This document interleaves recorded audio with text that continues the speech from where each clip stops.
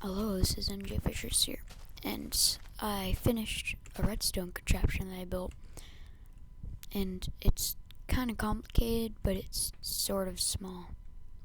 So, I'll just type, this is just a combination lock, so I'll just type in the code, and hit enter, and this door that I came up with opens.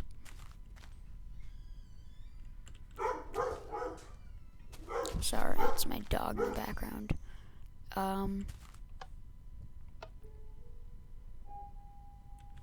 Okay, I'll just put it in. I think I might have okay, I want to make sure that I hit 4 because it did that weird sound. So now it should open. Okay, what the heck? I'll try 1, 2, 3. Maybe I forgot to change it back.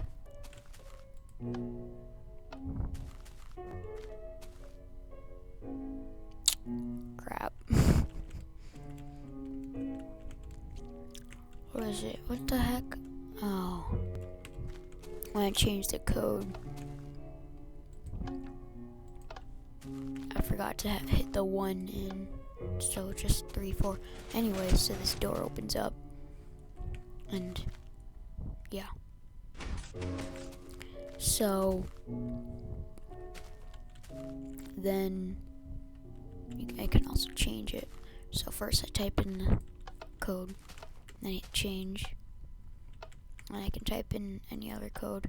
Now I'm gonna put in the code that it's supposed to be, and then change again. Now it's set and it can't be changed until I type in the right code again. So 1, 3, 4, enter. And this isn't sequential, by the way. And so yeah. So here's how it works. Around back, yeah, it's kind of big, but it's whatever. So this is the enter button. And what happens is, well, no, I'll explain that later. And this is a change button. That goes up there. I'll show you that later. So this is button 1, 2, 3, 4. These all go into just inverters. And they all go to the right. And then into these T flip-flop, or not RS NOR latches. So yeah. And then those outputs are sent right here. Now, as you can see, I'll say it, well, it's how it is. So this is 1, well, number, or button 1. Well, that's the button 1 output, and that's what button 1 should be to get the code right. So this is 1, 2, 3, and 4. So the output is what the button should be. So right now, if I hit the button, this one would be correct, and then that would be powered. And this one is off. So if I hit this one, it'll be incorrect. And this gate I came up with does, if both of these are on, then it turns off these, which turns that on. So it's kind of like a double AND gate. It's really good for combination locks. And then this is 3 and this is 4. So as you can see, it should be 1, 3, and 4. And then those go in up to here into a timer, so it automatically shuts itself off. I just did this so I could see if it were working or not. And this goes all the way back and closes the door. So after you get it right, it goes up here and turns on this AND gate. And then when you hit the change button, if the code is right, then it powers these. And the power goes up, goes to T flip-flop. And then this is powered and it turns on these pistons. Now these pistons allow for redstone current to go through. Now when you hit the change button, it resets all these RS NOR latches down here, because otherwise any buttons that you pushed for the last code would automatically be put into here, which would be useless, and because you wouldn't be able to change it. And then, so what happens is, when whatever button you hit, the power goes up into these are snore latches, which are automatically reset when the T flip-flop is turned on. So they're all reset, and whatever buttons are pushed, that'll turn on. So right now the code is 1, 3, 4, and 2 is off. So that power goes up. So see how that's off? It goes up and it's on. Now the reason is because when you hit the button for this to be on, it turns this one on. So this one's the opposite of that. So yeah. And then there's one of those for each of them. And then that goes around. Now I'm gonna show you what it looks like when you type in the code, and then what it looks like when the piston is down. Yeah. Okay. I'm just making sure it was recording. So I'll type 1, 3, 4. Now this is now on, as you notice, because that's correct, that's correct, that's correct, and that's correct. And so this is actually ready to be started when I hit enter. Sorry, I just got a message from Steam. And then, so, oops, that goes around. So right now, once I hit the change button, this will move. So I'm gonna go do that. Now I'm actually just gonna put a button out here, just to show you exactly what happens. So I hit this button. These are all automatically reset for a quick second. And that was really hard to do, because that's something that's on forever until you hit it again. And that will mess it up, because then you won't be able to change it, any of the code. So the power goes down here into this timer, and it stays on for that amount of time. Yeah. So see these pistons right here, they're pushing a wool block down, which allows at whatever buttons power that you push through here, and it'll turn that one, it'll turn it off. So right now, if I hit change again, I could just hit enter whenever I wanted and it would work, which would actually be a pretty good code. So I'll just hit change again just to see what would really happen. So now when I hit enter, it's always gonna work.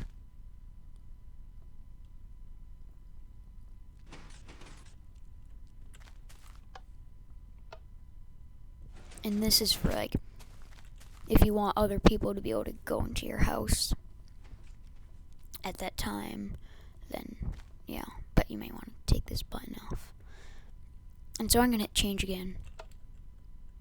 So now pistons went down. So let's say when I hit 1, no, fly. So when I hit 1, the power came through and did that. Now that one's on. And then when I type 3 and 4, it doesn't have to be 3 and 4, 1, 3, and 4. It just, that's what I want it to be. No, jump. There we go. So now it set as that. And I hit change. There we go. Now I then was like, well, it's pretty easy to break into because there aren't that many guesses. So, not this. I then... Wait, I actually think this one worked.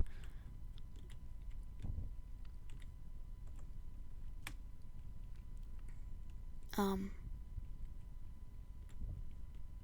forget what the code is for it, though. I I think it might just be every single lever push down. I mean, by the time you hit down all the levers, they could just break down your door.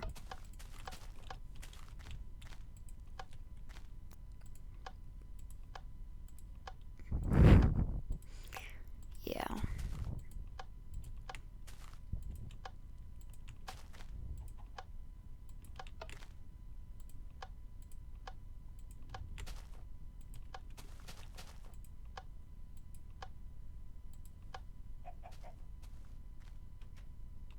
Yeah. I mean, even one lever will make it shut.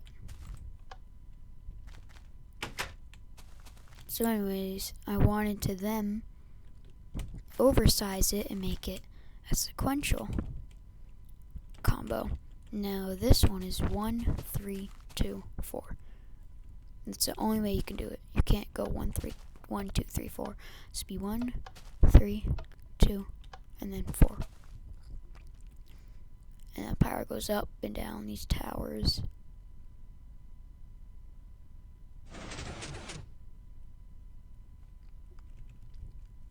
And I'm gonna go on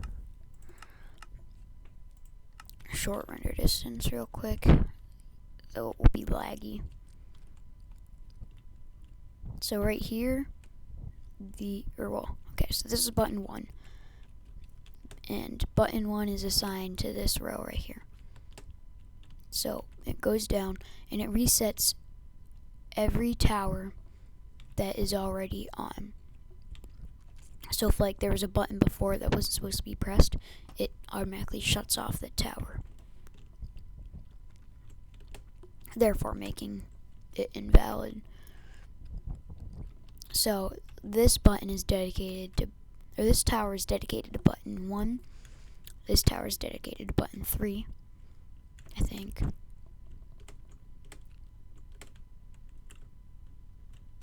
I'm just gonna double check. I'm pretty sure. And this one is dedicated button 2. And that one's dedicated button 4. So when 1 is hit, I have no idea how long I've been recording. So when 1 is hit, it goes down, turns off every tower that's already on. When 2 is hit, it turns off every tower except for 2 and 1. And when 3 is hit, it turns off every tower except for 1. Or not, when 3 is hit, it turns off every tower except for 1 and 3. And then when 2 is hit, yeah, and same on, just does the same thing. And this, the power then goes on and goes through all these AND gates, which then brings the power down this tower that I created and into this door. And if you're wondering, yes, this took a really long time, and yes, this could be easily